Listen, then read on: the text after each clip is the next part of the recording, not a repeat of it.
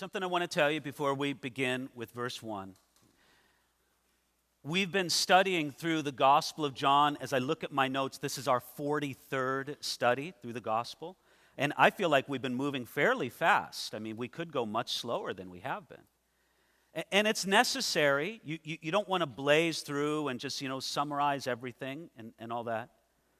But there's a bad part to going piece by piece through the gospel. Is sometimes you kind of forget the whole bigger flow and context. This is just what I simply want to say about that, is please understand that all throughout this gospel, John has taken great care to present Jesus to us as God.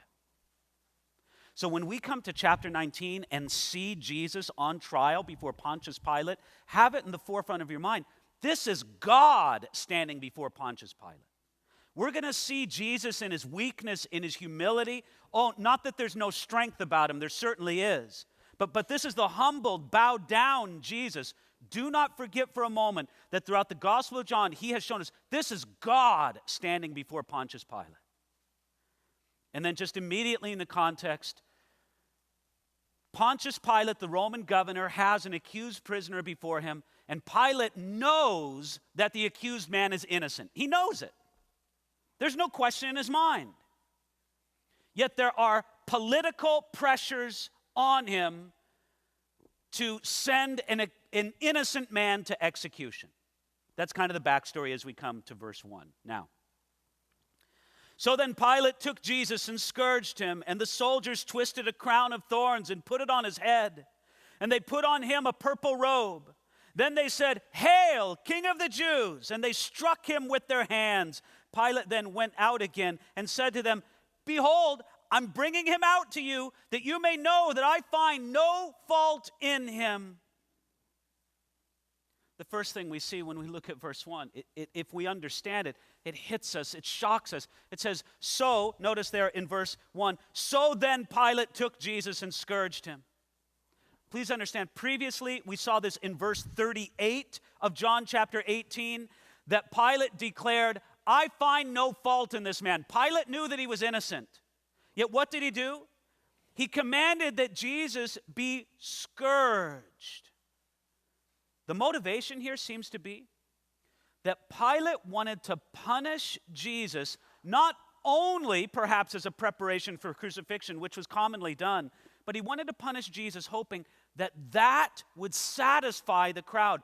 Maybe I don't have to send him to the cross. Maybe they would look and be horrified at the fact that a good, honest, innocent man has been horribly tortured and mistreated by the scourging, and that's enough. Okay, Pilate, that's enough. You've harmed enough. You don't have to send him to the cross. That seems to be Pilate's hope here in these first few verses of John chapter 19. So they scourged him. Most commonly, a Roman scourging would come from a whip that was made up of a handle, and then attached to the handle would be several leather straps or thongs, and embedded at the end of those leather straps or thongs would be little pieces of bone or metal. And what they would do is they would hit the prisoner with it on the back as the prisoner was tied to a column with his back exposed, and they would let the embedded pieces of bone or metal or whatever it was drag a little bit down the prisoner's back. It reduced the prisoner's back to strips of flesh. William Barclay says this: it literally tore a man's back into strips. Few remained conscious through the ordeal. Some died, and some went raving mad. You know what's remarkable about this in the Gospels, just taking from an outside look here? John or none of the Gospel writers go into this with intimate description. They're not trying to play on our emotions. If John wanted to spin this up as a great big emotional, manipulative tale here, he really would have gone into detail. But he doesn't. He just lays it out. They scourged him. Now notice this, verse 2. The soldiers twisted a crown of thorns, and they put it on his head, and they put on him a purple robe. Look, it wasn't enough to just physically torture this innocent man, Jesus of Nazareth. Then, venting all their madness, they had to humiliate him. Verse 3 says that they started crying out, "Hail, King of the Jews." All of this was calculated to humiliate Jesus. You see, earlier, the Jewish leaders had already mocked Jesus as the Messiah. Now, the Roman leaders mock him as king. So they take this man who's been beaten within an inch of his life.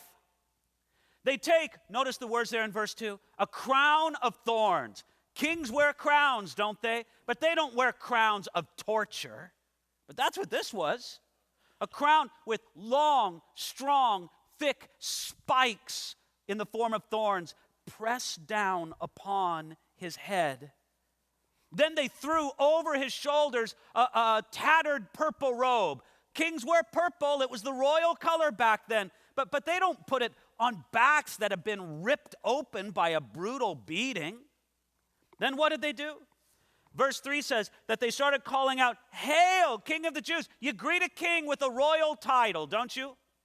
In England today, they say, "God save the Queen." There's a royal title that you greet the king with. So they start saying, mocking, sneering, "Hail, King of the Jews."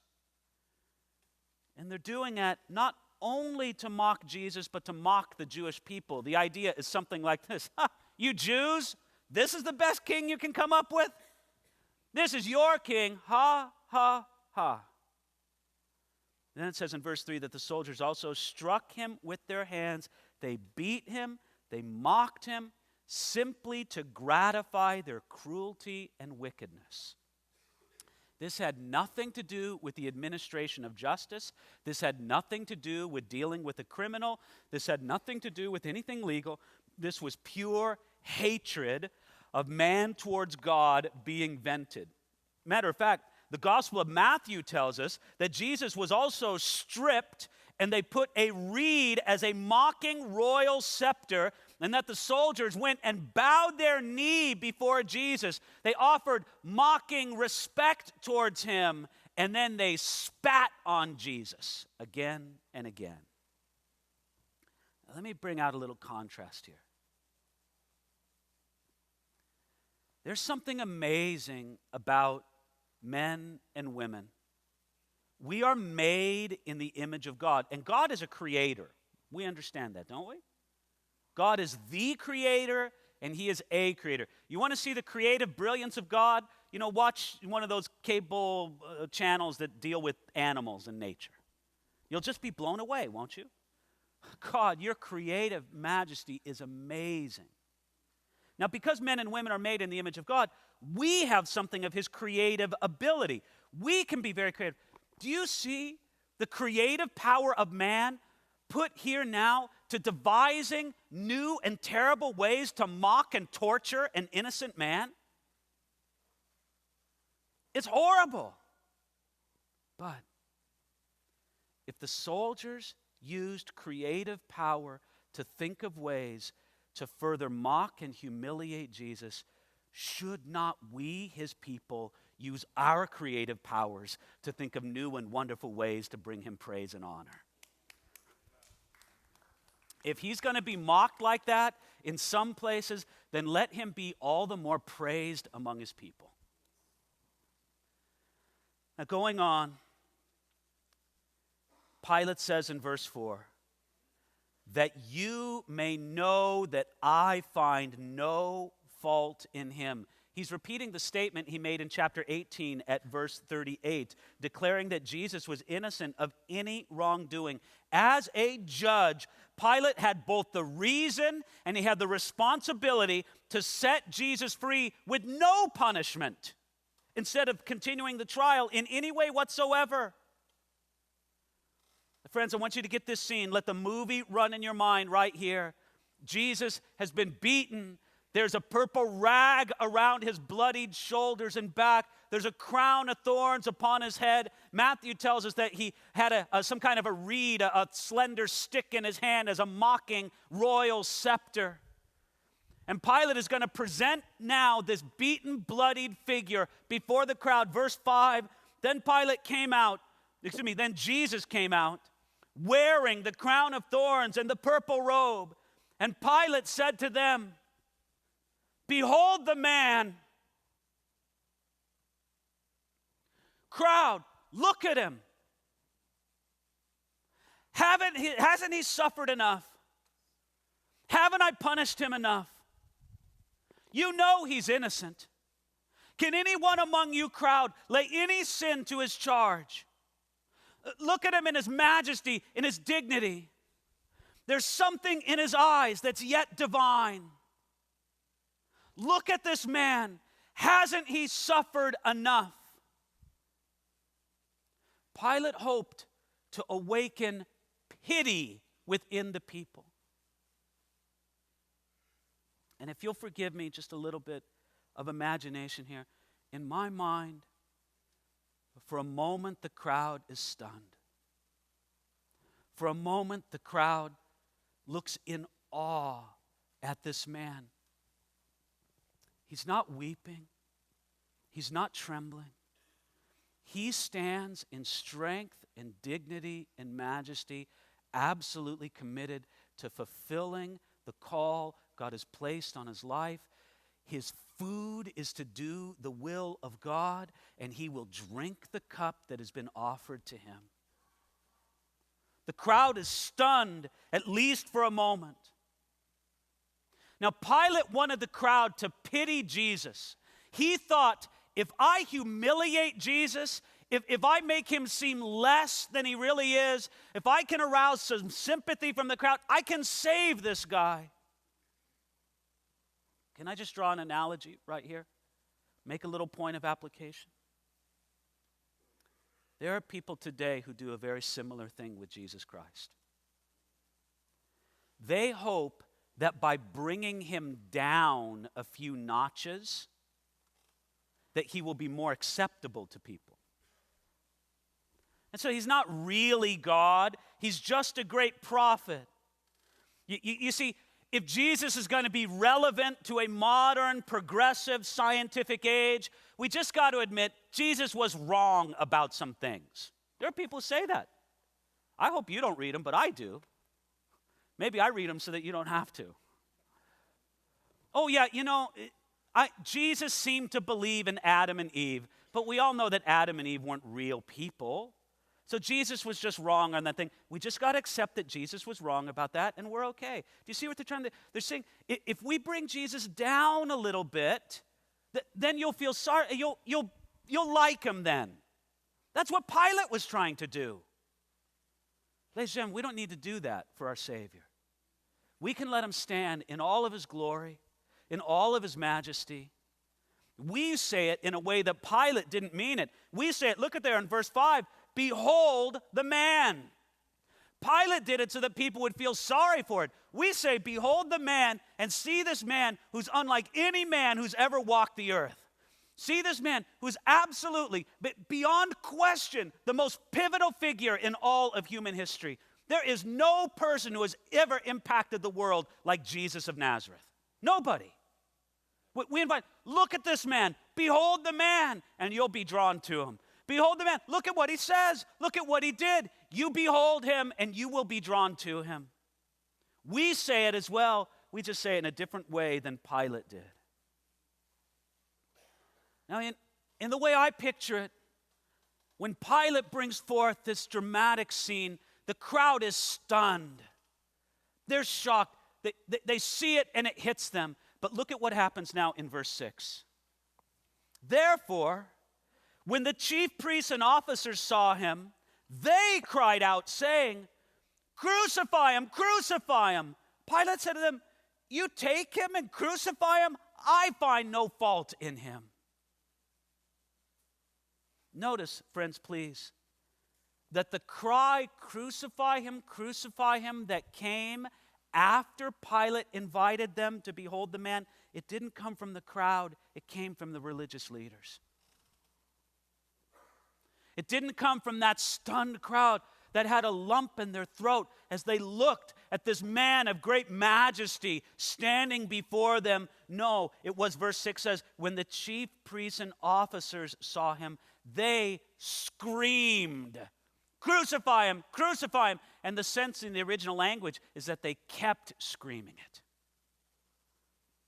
They just kept shouting it. Pilate responds. Look at his response in verse 6. You take and crucify him. You're so dedicated to his death, then you do it. Now, Pilate was mocking them when he said it. He knew they did not have the legal power to do it. But it's if Pilate said, well, you're so concerned about it, then do it yourself. If you want to entrust judgment to me, then that's another thing altogether. Going on now, verse 7. The Jews answered him, we have a law, and according to our law, he ought to die because he made himself the Son of God. Therefore, when Pilate heard that saying, he was the more afraid and went again into the praetorium and said to Jesus, where are you from? But Jesus gave him no answer. Well, do you see the scene in your mind now? Pilate presents Jesus. Behold the man. The crowd feels pity. The religious leaders start screaming again and again, crucify him, crucify him. What's the response of Pilate? Pilate says, well, you crucify him. It's your business. If you're so into this, you do it. The Jewish leaders answer back, no. He needs to die because according to our law, he calls himself the Son of God. This made a chill run up the spine of Pontius Pilate. I don't know if Pilate was a superstitious man. I don't know if he bought in to the Roman and Greek legends of the gods walking among men. But when Pilate heard that, it made him afraid. Look at the phrasing there. In verse 8, it says, he was the more afraid. That same phrase is sometimes translated in the New Testament, they were exceedingly afraid. Pilate was terrified at the thought, this man, Pilate said, I knew there was something different about this guy. I have stood in judgment of dozens of weird criminals who claim to be kings and started to try revolutions. I've seen that before. I've sent dozens of men like that to the cross. This guy's not one of them. This guy's unlike any man that I've ever looked into his eyes. There's a peace, there's a calm, there's a strength, there's a dignity about this man. There's something different. So when he hears the words, oh yeah, he calls himself the Son of God, Pilate says, that explains it. Plus, somewhere in this narrative, we don't know exactly where it plugs into the Gospel of John, Pilate gets a message from his wife. His wife sends him a message. I had a dream, and this dream terrified me. I'm telling you, have nothing to do with that just man who's before you. All of it put together, Pilate realizes this man is not just another crazy criminal before me. And he was the more afraid. So what does he do? Verse 9, he gets Jesus together and he looks at Jesus and goes, tell me, where are you from? Remarkably, Jesus didn't answer him. Did you notice that there at the end of verse 11? It says, but Jesus gave him no answer. Pilate wanted Jesus to defend himself. Give me a reason. I know you're different. I know you're innocent. 2 or 3 times before the crowd, I've already said you're innocent. I've whipped you within an inch of your life. I don't know how you're standing before me. I don't know how you remain this dignified, calm. I don't get it. Where are you from? There's something different about you. Jesus didn't answer. Now, I think there's 2 reasons. One, Jesus needed to fulfill the verse that simply said,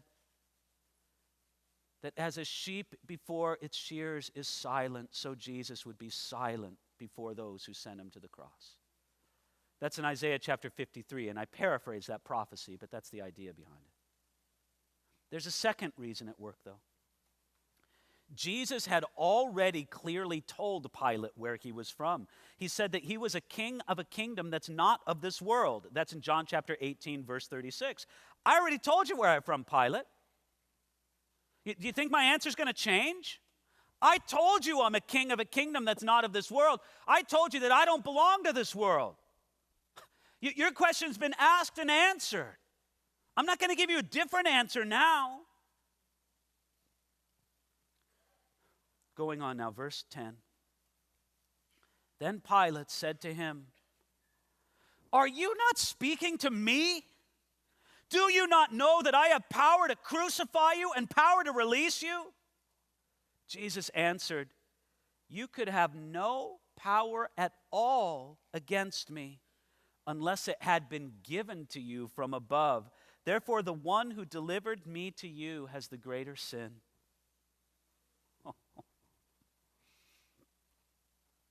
Pilate's angry. Matter of fact, it's emphatic in the original language. Verse 10, are you not speaking to me?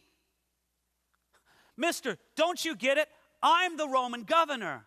I'm the guy who sends people to the cross. I have the power of life and death. I have your life in my hand. Pilate could not believe it, that Jesus would not do what everybody else who ever stood before Pilate in those circumstances do. What would other people do? They'd get down on their knees and beg for their life.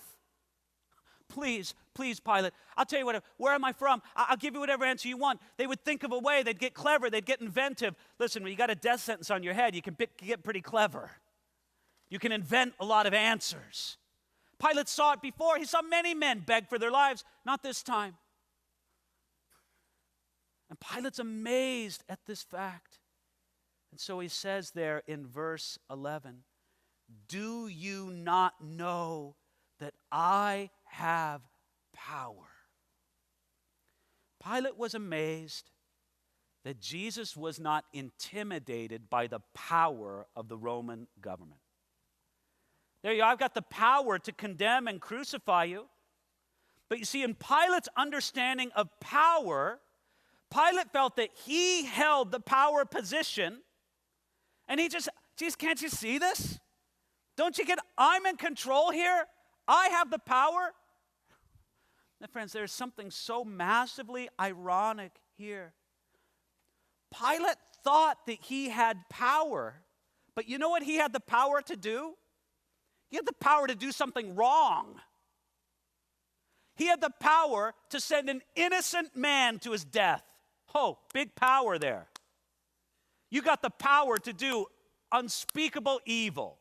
Congratulations. What I want to know, Pontius Pilate, is do you have the power to do what's right? Do you have the power to do what's right on a human level of justice? Forget about the divine level of justice. Pilate had no power to do what was right.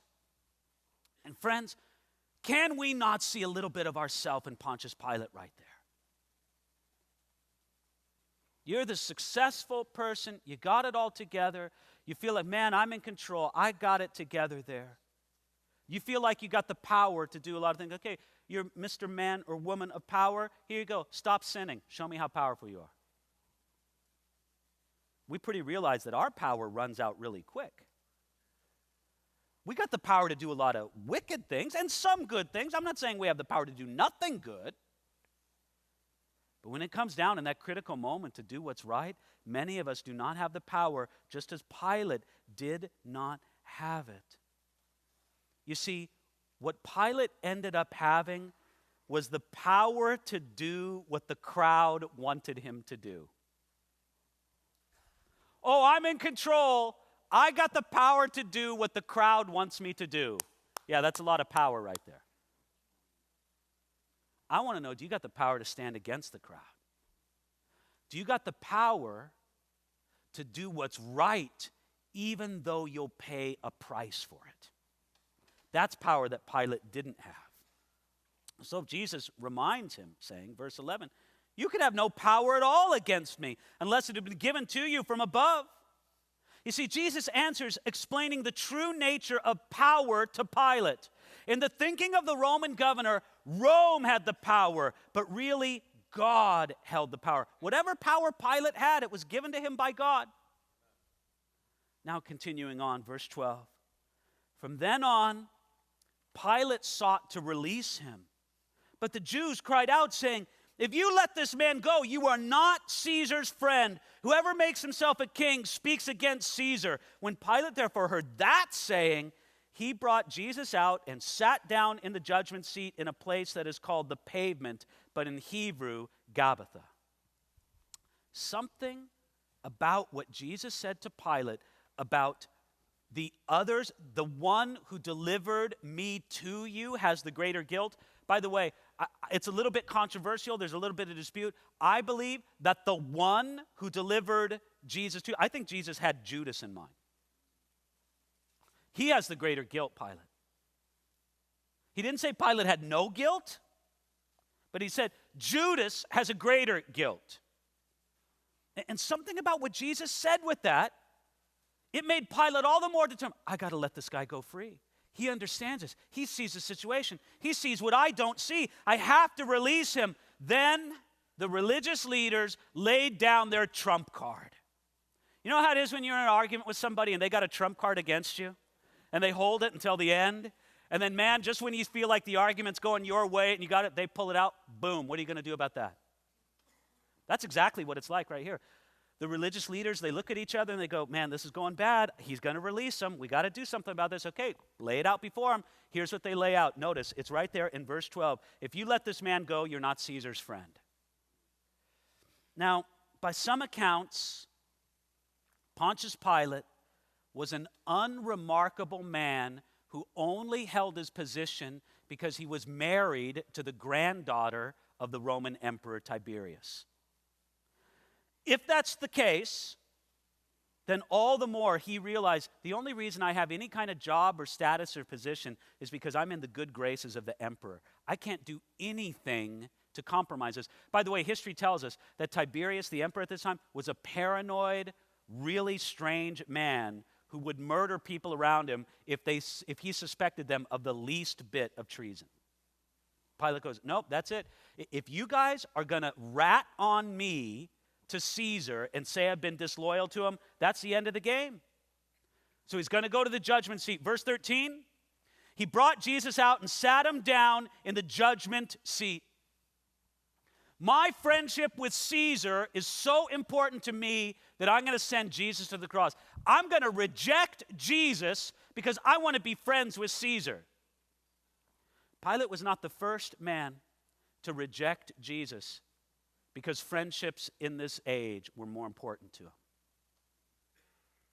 Isn't that a familiar story? Look, Jesus, you're pretty cool and all that. I get it.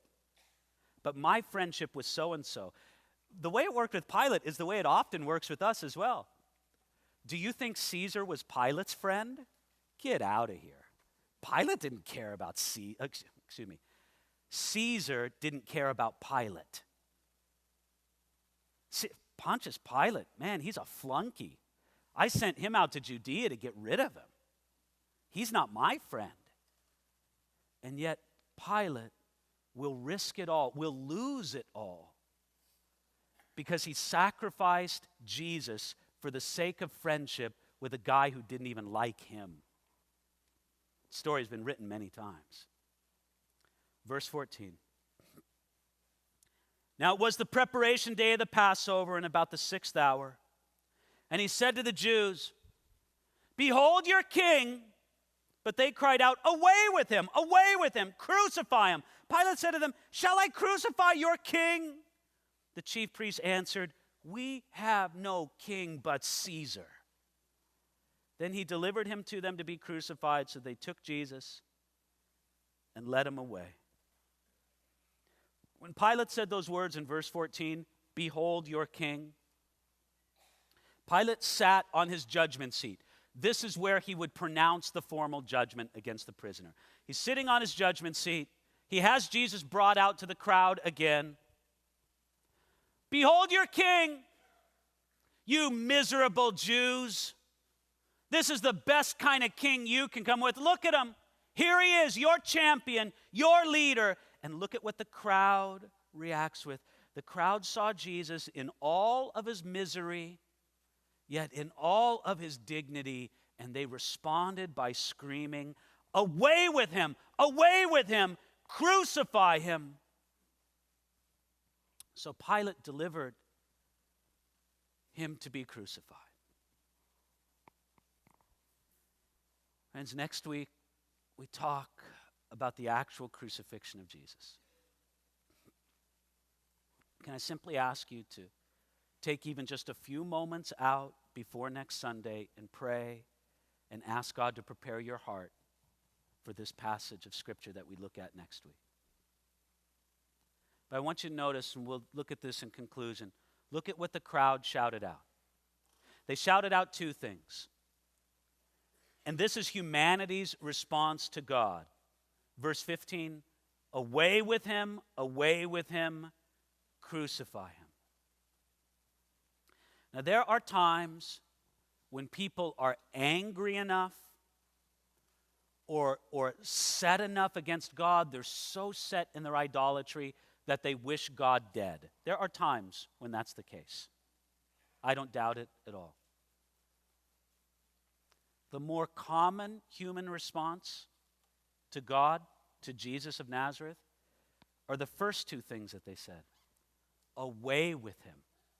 Away with him. Now, they meant away to the cross, but just think of those words. God, get away from me. God, give me some distance between you and me. God, would you get off my back?